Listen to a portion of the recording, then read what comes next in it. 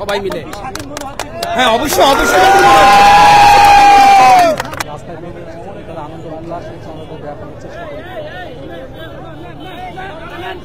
দেখতে পাচ্ছেন কাকা আনন্দ করে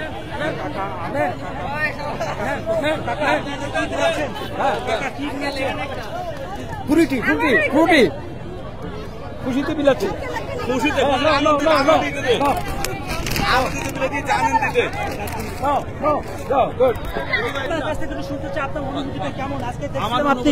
আপনি এই যে ফুটিকা বিলাচ্ছেন, এটা আনন্দে বিলাচ্ছি, আনন্দে আনন্দে যে আমার ভাইরা এত কষ্ট করতেছে এই স্বাধীনতার জন্য, ছাত্র ভাইরা সবাই, আম জনতা সবাই মিলে হ্যাঁ অবশ্যই অবশ্যই।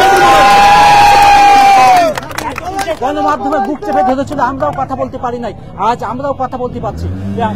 এটাও আনন্দের বিষয়, আমরাও তো কথা বলতে পারি না, শুধু আমরা গণমাধ্যম কর্মী নয়, আমরা সাধারণ মানুষও আমরা কথা বলতে পারি নাই, আমাদের মনের ইচ্ছা প্রকাশ করতে পারি নাই, আজকে আমরা প্রকাশ করতে পারছি, এটাই আমাদের জন্য বড় আনন্দে।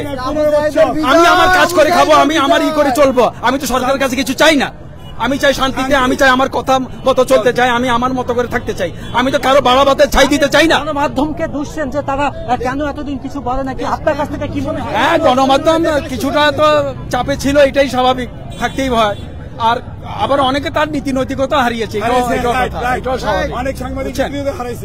এখন হয়তো সব এক হয়ে গেছে, কিন্তু আসলে তারা ঠিক করে নাই, কারো চামচা উচিত তো না। এই সাংবাদিক এত মানুষ কেউ কখনো বাইরে নামে নাই, আমরা যখন দেখেছি তখন তো কেউ কথা বলতে পারে না, আপনার কাছ থেকে কি মনে হয় যে শুধু কি তাদের দোষ নাকি সাধারণ মানুষের দোষ?